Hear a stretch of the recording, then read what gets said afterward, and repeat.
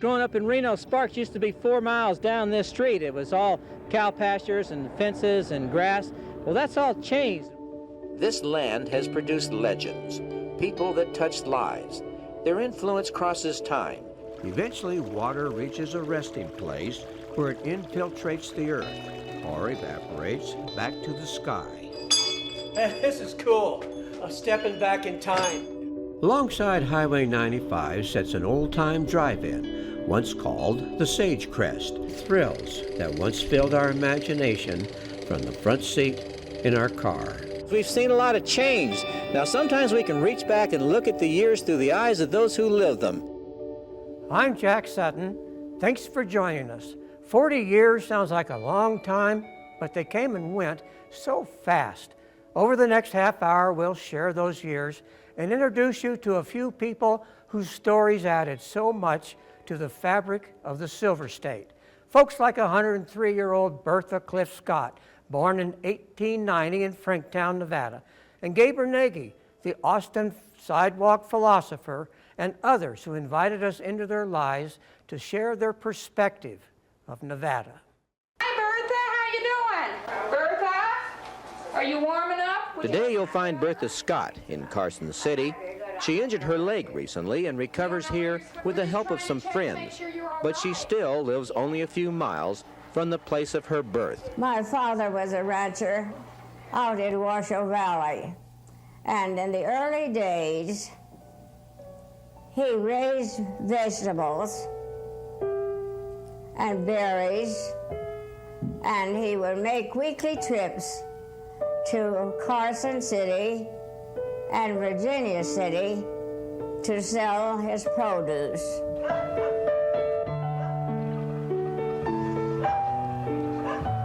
And it was fun. Everybody seemed to be so congenial. And as youngsters, we used to play pump, pump, pull away and baseball, and the school was about a mile away from our home, and I walked there every day except stormy days. And if there was snow on the ground, Dad would take us in the sleigh. The bottom of the sleigh was covered with straw, and Mother heated bricks in the oven so that we could put them to our feet to keep our feet warm. Today the Cliff Ranch operates much the same as yesterday, run by Bertha's nephews. These scenes of modern life along Franktown Road help to put a perspective on fond memories of yesterday. Well, I think Nevada has made wonderful strides. So all in all, I've had a very nice life.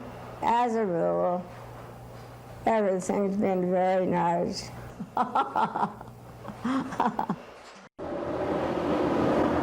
When we think of the guidance we have received this year, some individuals stand out. In my travels, that person is Gaber. The town itself has never been changed. Ever since I come here and way back about 20 years ago, it's still the same way. You see the yellow building back of us? Gaber's an observer of life as it affects the big picture and as it influences our daily activities. And then they got that old International. That's been an old building ever since the beginning of time. I worked in that thing as a dishwasher, carpenter, all kinds of jobs in that thing. Gaber keeps an eye on his world. He's also got some tips about watching his health. The prune is soft, see? Key on soft. Why do you eat them? Are they good for you? Yeah, they're good. They're good for you. You better not eat too many, because they got a lot of sugar, awful lot of sugar. About 4 is the limit. People are in a hurry. I've noticed that they say the people are in a hurry, but they are in a hurry all over the world. Everybody's trying to rush. Hurry up, let's get this done. That's why we have so many wrecks, man. That's easy. Over here, we run only about 45, 50 the most. Thanks, Gaber, for your observations and sharing of experiences. Our new year will truly be brighter. When you live out in the hills like this, you have to improvise. Make your own electricity and get your own water. There's no radio or TV, but what would you expect? Well, we came up here first interested in gold. That's the reason we came up here, and leased these old dumps up on the property here. But we didn't think we'd ever be here this long, but we're still here. It's a beautiful spot, though. Got a beautiful scenery out here. You see the old mountain and snow on them, and quite a view. Working old dumps and stuff is very low grade. If you had to make your living at it, you'd probably starve. There originally was 7 watering troughs up in Old Seven Troughs Canyon. That's what they named it, Seven Troughs, for the watering troughs. They had mill up here. All that big concrete was there. They had a big ball mill here. Pretty modern plant for its day, I think, with cyanide. Unfortunately, it didn't have much ore. You see that old thing right there? That's the stamp mill. That was built by Joshua Henry in San Francisco. Years ago he built those. And back here up above it's a bin. Put the ore in there and feed it to the stamp mill. Now that stamp mill had a great big cam up there, and big stamps that drop. This cam lifts them and drops them. That's what busted the ore up. And they had here a table or something to concentrate the gold. It's an old machine. Obsolete, they don't use them anymore. Seven Troughs has all the amenities of home. Oh, there's a few sacrifices, but only small ones. And to help pass the time out here, Arthur entertains with his Ubaphone.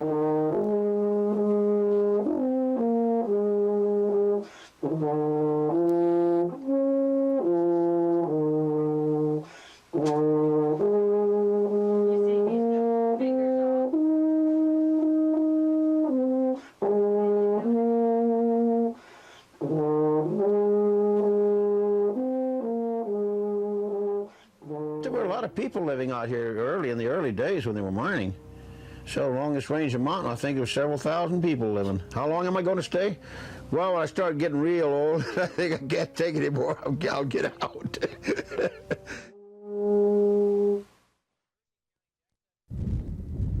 Travel out north, along the Smoky Desert, where the flats meet the Black Rock. Here you'll find the place gourmets have sought for more than 30 years. Here, you'll find Bruno's. Now, a lot of people from Reno coming over here. Tour bus. Like today, we got a lot of people from California. Hey, how do they hear about you? I don't know. Right here, everybody coming every day. Bruno came to Nevada from his native Italy. Only appropriate, his most famous recipe reflects the heritage. Only appropriate that he serves his ravioli. Put in his sauce to make ravioli a little more tasty.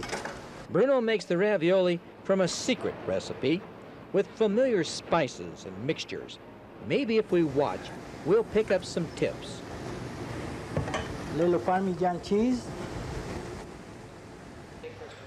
This is the ravioli, see? We take it out of the water one at a time like this. This is the Bruno Fermo ravioli. Bruno says it's the freshness that counts and taking good care of folks. But I think the most important ingredient, Bruno himself. Fun, see the people eat good food. Taking time for some great ravioli.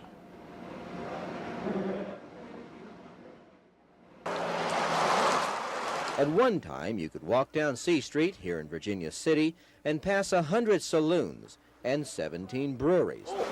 You'll still find quite a few saloons, but only one brewery, the Union, down in the basement, under the bar that bears its name. Now, our brewery is one of the sterilized areas, of course. One of the problems with brewing is, of course, you have to wash everything afterwards. But we always have to wash everything before. John Buey does the work down here, much the same as brewers did 100 years ago, making beer from scratch. What we've got in here is about 80 pounds of material, and this is so we can brew 50 gallons. Yeah, all right. This is called a mash tun. This is where we actually cook the starches out of the grain. We'll cook it for 2.5 hours, roughly. After we've done that, then we'll dump it all down in here. This is called a lauter tub.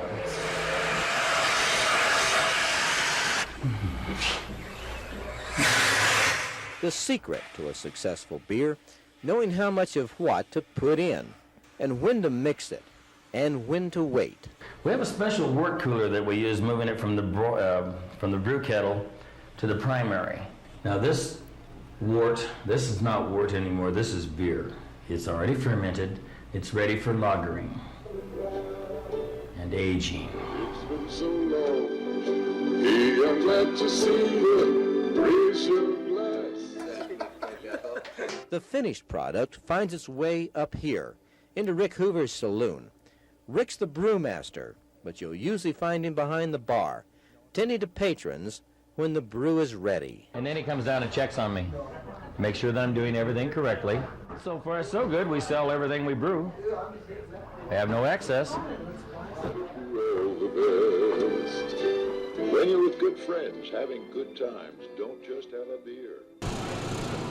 A sign of permanence for an early western town was the construction of a courthouse. Not many of the old ones remain, but in Belmont, conservationists have saved this one. Today, the judicial structure welcomes a special visitor.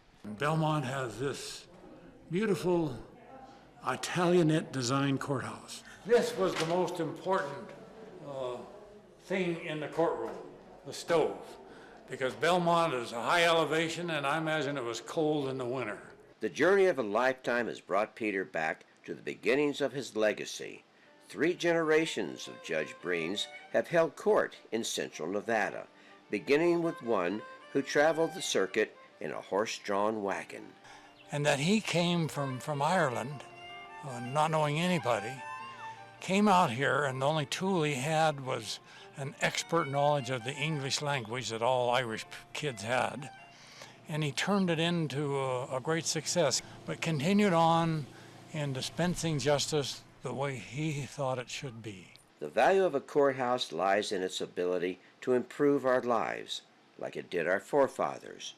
They remind us of our heritage. I'm just impressed by the circumstances under which he rendered justice as compared to what I did, which was a lot easier in a more modern setting. The greatest early hotel in Nevada's 150 years is the Goldfield Hotel, a grand lady and still beautiful today. Welcome to the Goldfield Hotel, the most haunted hotel, I think, in the world. It has so much class. I'm glad that you're here to see it. Oh, it's a beautiful rundown. We have over 100 visitors here that live here.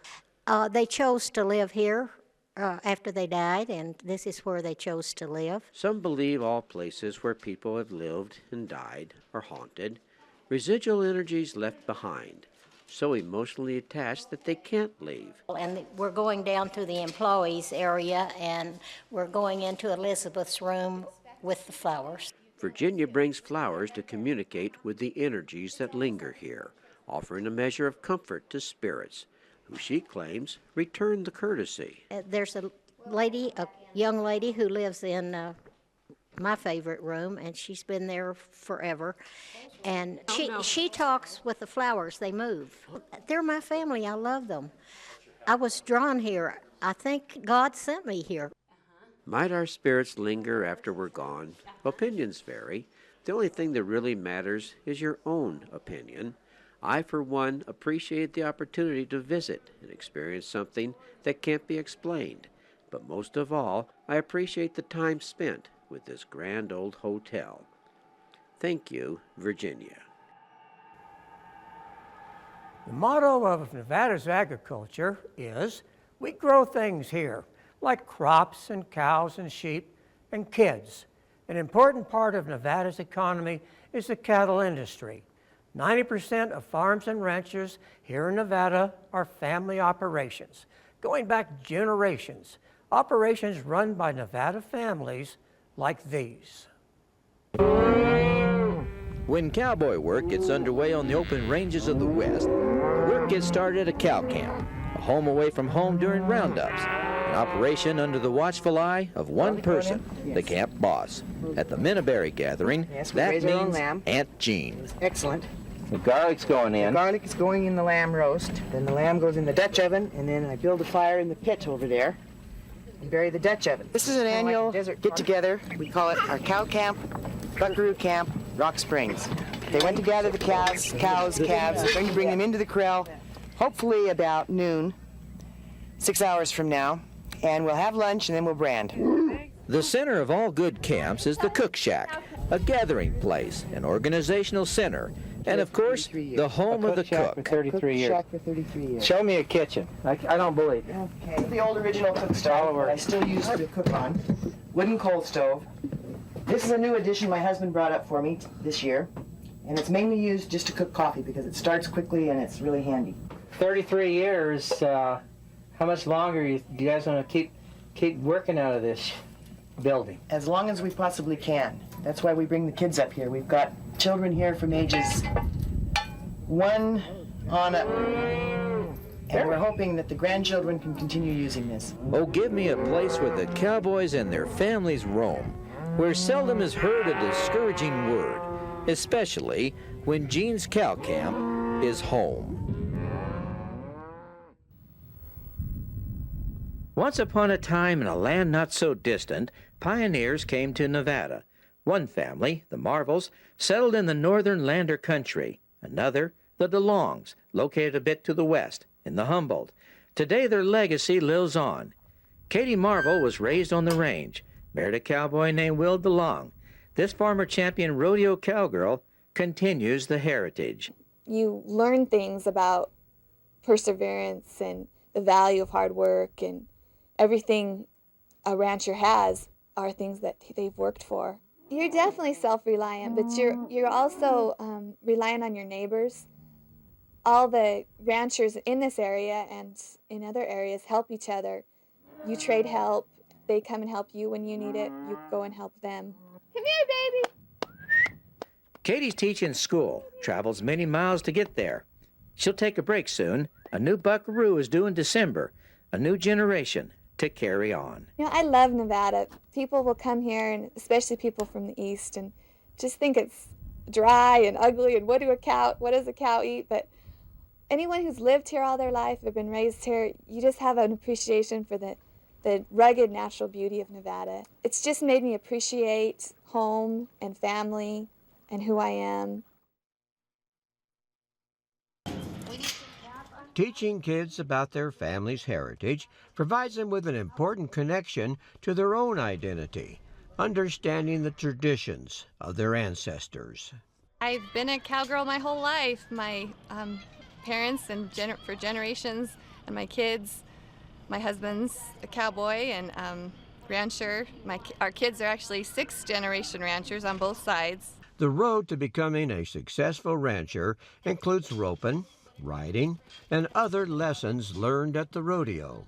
They started from an early age riding horses and helping on the ranch, and they wanted to do it. They love rodeo, same as all of us. I have 3 kids, my son Billy, daughter Maddie, and daughter Louise, and my son rides bucking horses, saddle bronc, and steer wrestles and ropes, and my daughters barrel race and pole bend and rope and goat tie, and just a family event. A mother gives her children stepping stones to success. She's always there to lend her support. I'm just proud of how hard they work and how hard they try and their motivation. I'm proud that they're following in the family traditions and keeping the Western heritage alive. They're good kids, they work hard, and they keep our family values. That's what Western heritage is about, strong family values, work ethic, and they're displaying all of those traits.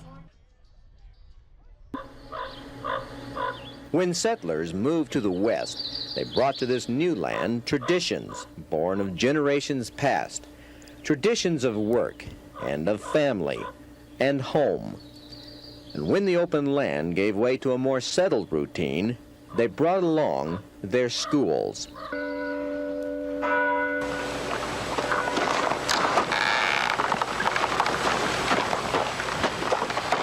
Often the only requirement to start a school, a teacher and a few students, and a one-room building. I pledge allegiance to the flag of the United States students need to be in school, and it's 50 miles to a different school. They would have to go to Bottle Creek School or to Denial. K through 6th grade here, but if I had 7th and 8th graders, they would be going to school here too. And anyone, when the mine was active, then they had about 14 kids here, all grades and all ages. And if you can imagine 14 deaths in this room, it's pretty difficult. They're with me all the time. I'm with them all the time. The challenge of teaching anybody, anywhere, is the fact that you can see them grow. And if they come back like this year, I'm not sure that I taught them very much last year because of the summer vacation, because I'm sure they never cracked a book. But these kids, I don't have a teacher's pet. They're all my pets. I mean, they all know what I expect from them.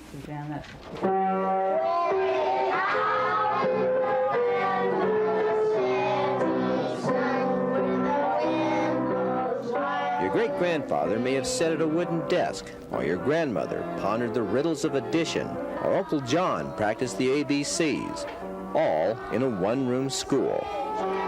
Such a place as this fosters a closeness and support, and the foundation for achievement. But I'd say this is a very good group, and they are mannerly, and we don't have any discipline problems at all. These kids are maintaining their average, and I think that they're succeeding.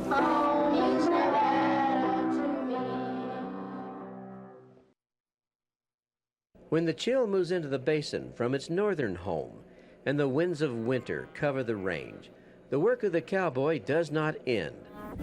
Responsibilities can only be trusted to the top hands, those with experience and the will to get the job done, those who accept the legacy of the buckaroo.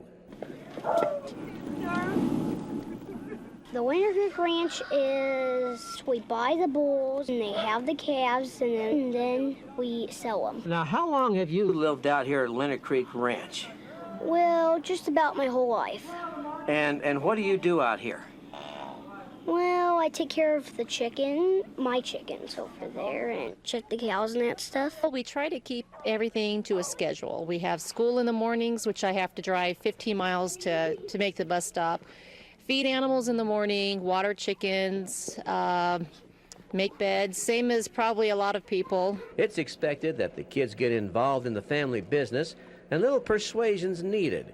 The life might be hard, but as the kids put it, it's also a lot of fun. You have to have grass and hay, and every year before we sell them, we got to have the vet come out and check them. Learning the ranch skills comes early when the family counts on every hand.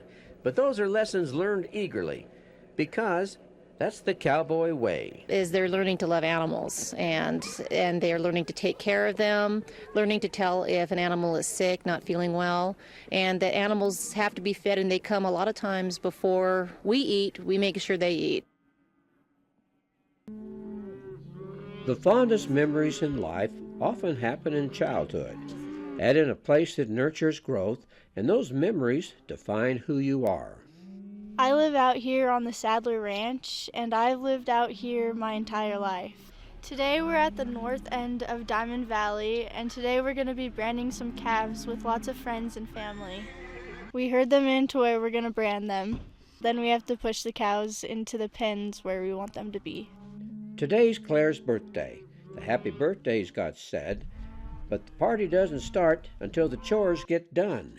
That's always the case. The cows come first. Is we need to get our calves branded so that we can identify them when they're up in the mountains, and also to get them vaccinated so that they stay healthy. A family ranch is a ranch that's run by the family. My brother, mom, dad, sister, some of our ranch hands, and that's it. We always need people out here to help us brand, so this is my best friend Trinity, and she's helping me vaccinate the calves. Birthdays remind us just how far we've come. It's a day to feel special and to realize how much people appreciate you. I get to work with horses and cows and so many other animals. I appreciate being part of all this.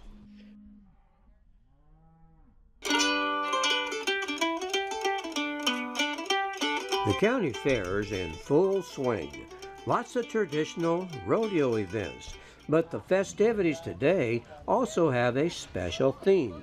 The Eureka County Fair is what we like to call a family fair, and so we have one day, Friday, that's all for kids, where they get to do a lot of the events that prepare them for events they can do later on as an adult, but also just ranch type events. Most of them are ranch kids, local and surrounding areas, from the rural areas.